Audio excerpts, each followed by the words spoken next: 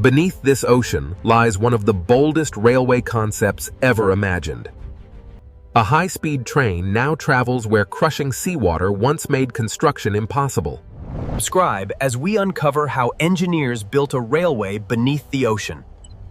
Typhoons, powerful currents, and deep water threaten every stage of construction. At maximum depth, seawater presses against every square inch of the structure. The tunnel must also rest on mud that shifts under heavy structural loads. Marine life and busy shipping routes leave engineers almost no room for error.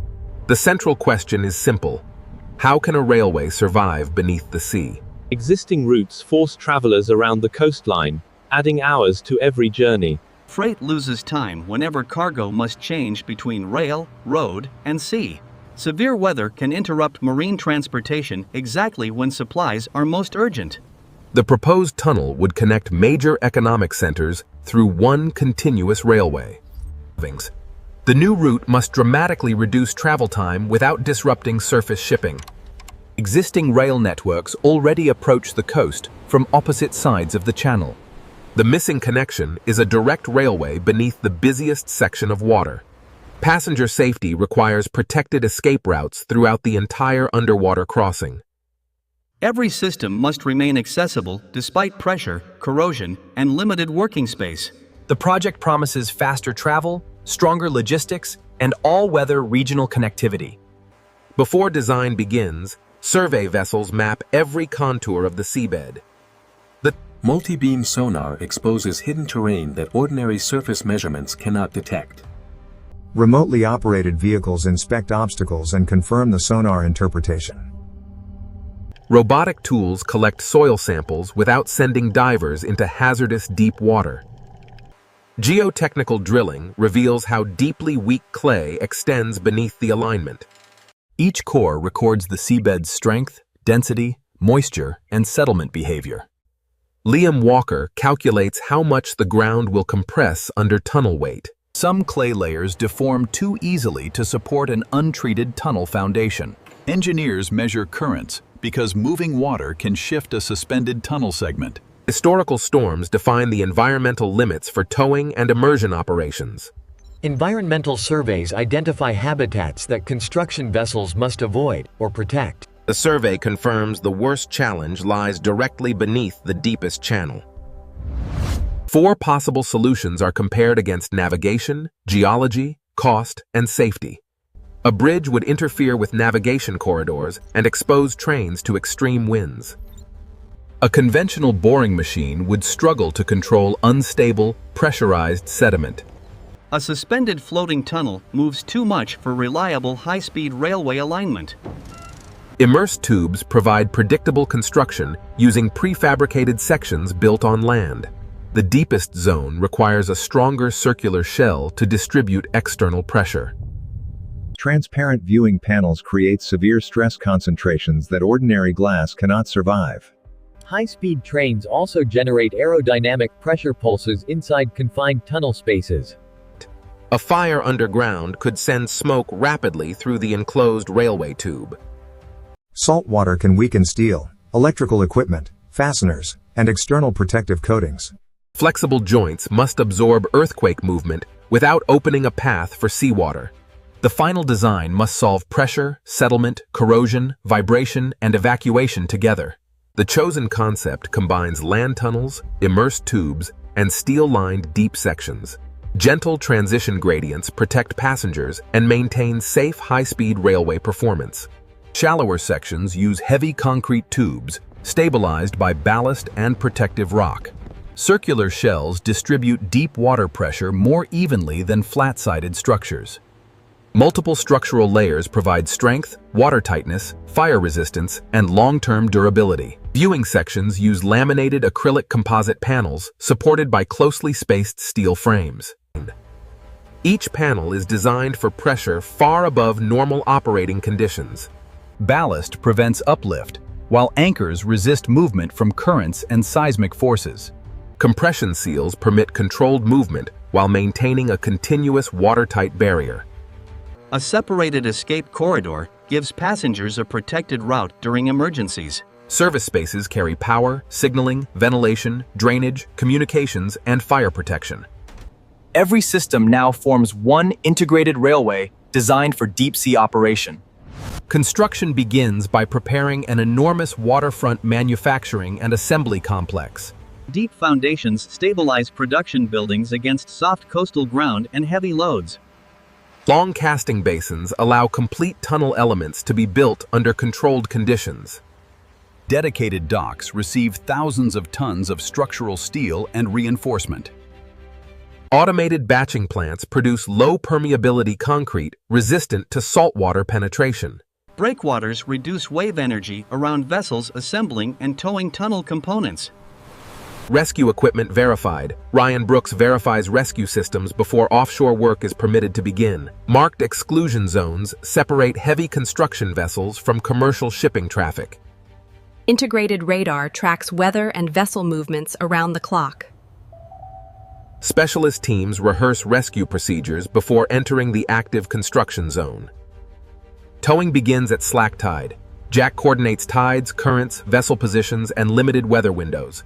With logistics established, full-scale component manufacturing can finally begin. Computer-controlled cutters shape steel plates with the circular deep-sea tunnel shells.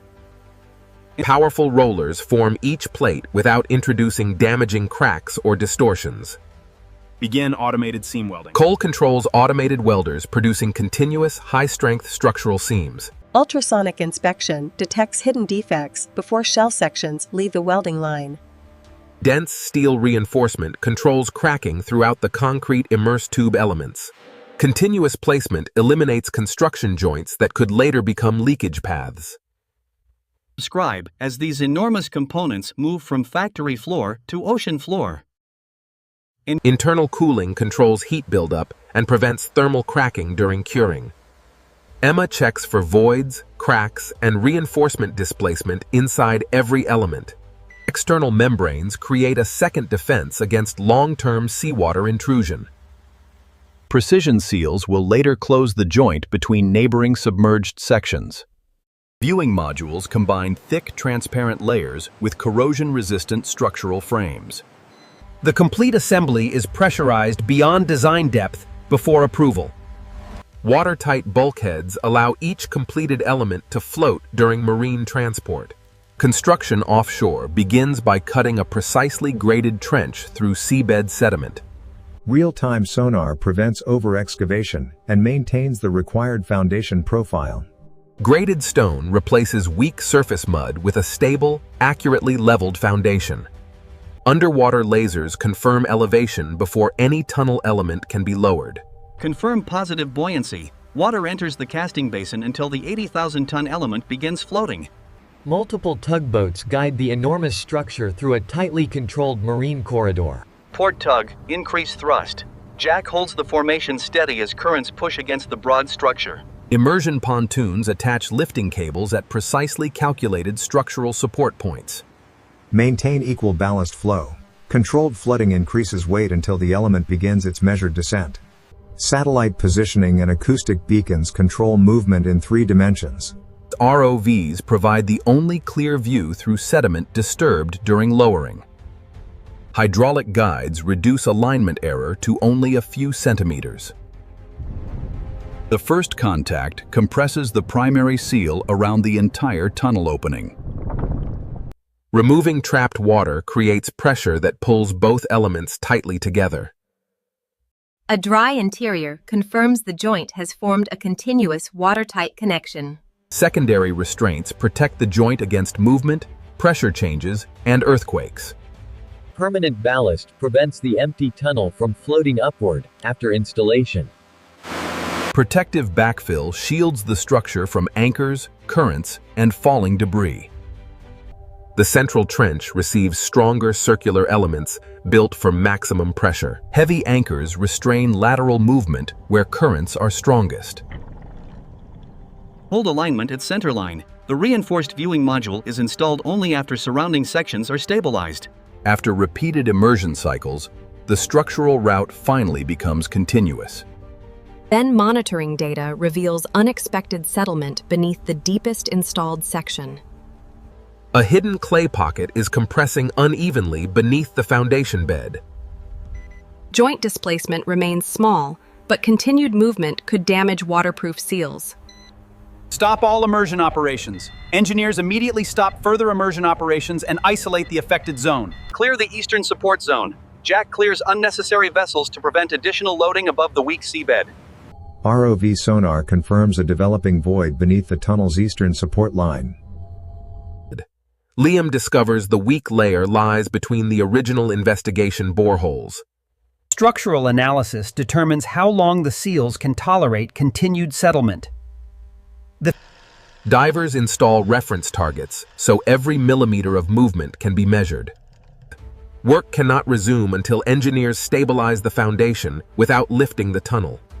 The solution uses controlled grout injection to rebuild support beneath the tunnel. Angled drilling places delivery pipes beneath the structure without damaging its shell. Low-pressure grout fills the void while preventing sudden uplift or structural distortion. Alternate east and west points. Engineers alternate injection points to raise support evenly beneath both sides. Movement slows, confirming the new foundation is carrying structural load. Secondary injections create soil cement columns extending into stronger material below. New measurements show tunnel weight spreading safely across the reinforced foundation. Compression remains within tolerance. Emma confirms joint compression remains within tolerance and no leakage has occurred. Additional ballast tests the repaired foundation before offshore construction can continue. Resume the immersion sequence. Structural completion allows railway teams to begin building the permanent track system. The slab track holds rail geometry stable under repeated high-speed train loading. Rigid overhead conductors provide reliable electrical contact inside the confined tunnel. Digital signaling continuously controls train speed, separation, and emergency braking. Ventilation manages heat, pressure waves, smoke, and maintenance air quality.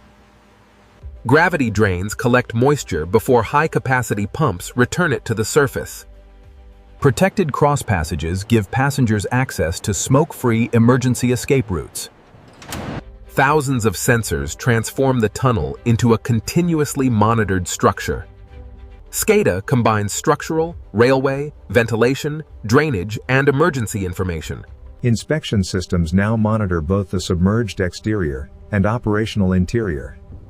Final testing begins by exposing every joint to simulated maximum seawater pressure. No measurable leakage detected. Sensitive instruments detect no measurable leakage through the primary or secondary seals. Controlled movement confirms the joints can absorb earthquake displacement without opening. A loaded test train measures track deflection and structural vibration throughout the route. Initial dynamic trials begin slowly while engineers monitor pressure and wheel forces. Each successful pass permits a higher speed under tightly controlled conditions. Ventilation openings safely control pressure pulses created by the approaching train. Backup power maintains lighting, communications, pumps, and evacuation guidance. A controlled smoke exercise verifies ventilation direction and passenger evacuation timing. Every structural, electrical, railway, and emergency system now meets operating requirements. Subscribe as the first official train prepares to enter the underwater railway. The inaugural train accelerates smoothly from the coast toward the ocean descent. Passengers cross the hidden land-sea junction without feeling the structural transition. At maximum depth, the reinforced viewing section reveals the ocean surrounding the train. Minutes later, the train reaches the far coast, completing the first underwater crossing. Where the ocean once divided two shores, engineering has created a continuous path.